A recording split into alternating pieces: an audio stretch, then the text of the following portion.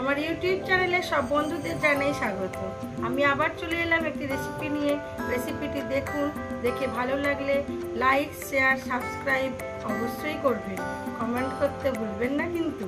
আমার আজকের রেসিপি ইলিশ মাছের তেল ঝাল। তার জন্য আমি প্রথমে সর্ষে, পোস্ত, লঙ্কা, শুকনো লঙ্কা আর কাঁচা লঙ্কা দিয়ে বেটে নেব মিক্সিতে।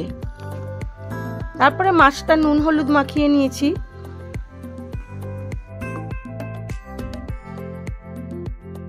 কড়া গরম হয়ে গেছে, দিয়ে দেবো পরিমাণ মতো সর্ষের তেল। তেলগুলো গরম হয়ে গেলে দিয়ে দেবো মাছগুলোকে হালকা করে ভেজে নেব।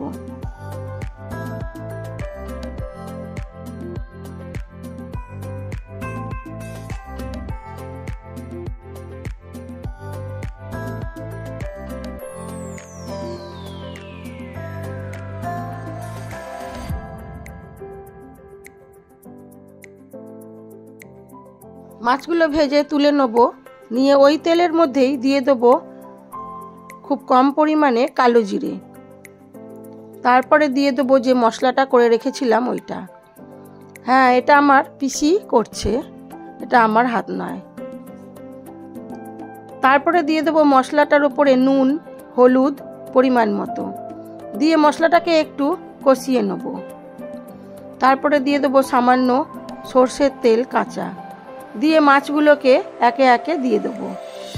দিয়ে বেশ কিছুক্ষণ মিডিয়াম আঁচে হতে দিলেই হয়ে যাবে ইলিশ মাছের তেল ঝাল।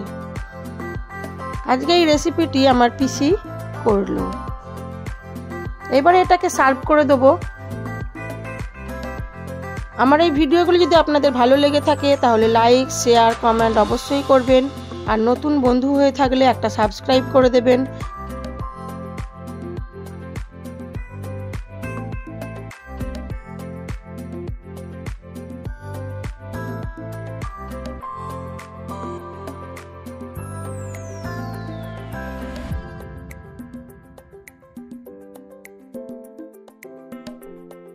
সবাই ভালো থাকবেন, সুস্থ থাকবেন, নিজেদের খেয়াল রাখবেন।